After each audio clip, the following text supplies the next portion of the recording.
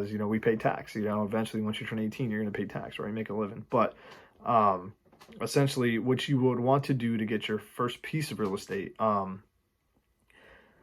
So it's when a bank looks at a loan, or any lender, right? Like Lima One Capital, or even a hard money lender or whatever, they want some type of collateral. They want something to say, okay, if this person, if he or she does not pay me back, how am I going to get my cash back, right?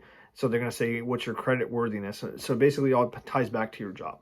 So if you have a job that pays you $60,000 or $70,000, and your debt to income ratio is what they call it, the legal terms, it's like how much debt do you have versus how much income you make. Obviously you want to make more income than and less debt, right? So first and foremost, if I was advising someone, if you have college debt, do whatever you can to pay that off. It sucks, but do whatever you can to try to pay that off, or bring that payment down, so that debt comes down, right?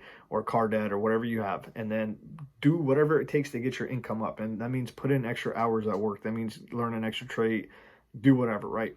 Now, once you got those two things differentiated, or scaled out, right? More income, less debt, or liabilities in that sense.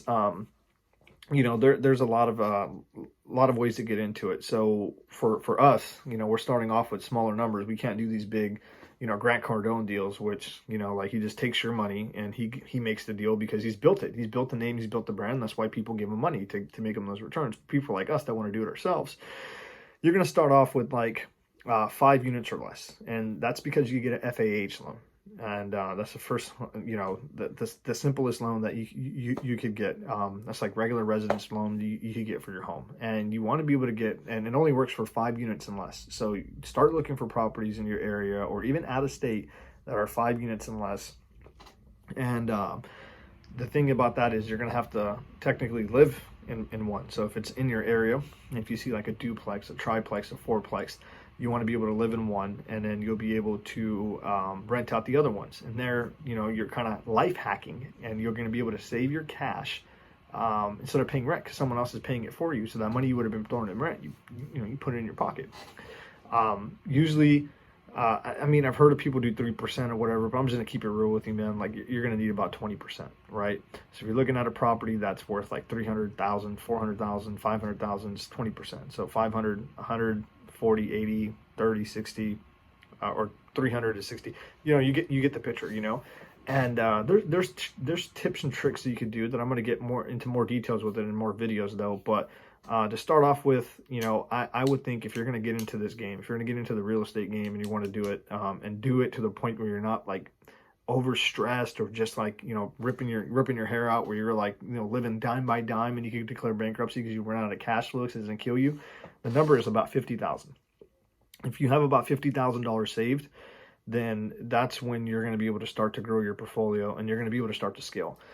And I know that might be a lot for people starting off, especially young people, to save up to at least 50,000, and that's on the low end. That's just getting started, getting your feet into this game, and having your money start to make real money, guaranteed money, because rents are coming in on the side, And how you get to that 50, it's really on you, right? Are you going to work? Are you going to put your time and energy towards moving up in your career to get that promotion, to get that extra money?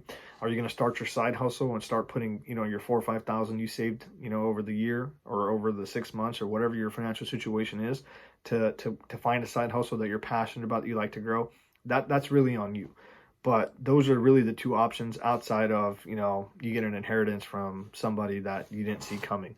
So review, this video was about capitalism. This video was starting off on your first project, 15 minutes in, and this is just ideas and thoughts to get out there. I think the next video I'm going to do is The Mystery of Capitalism. It's a book, and I just finished reading it, and I think it's really, really interesting, and I think it'll help lay the foundation more for capitalism, and why it is that we have the opportunity we have and other nations don't. So it should be up. I'm trying to upload it today. If not today, I'll probably upload it tomorrow though. But hey, thanks for watching.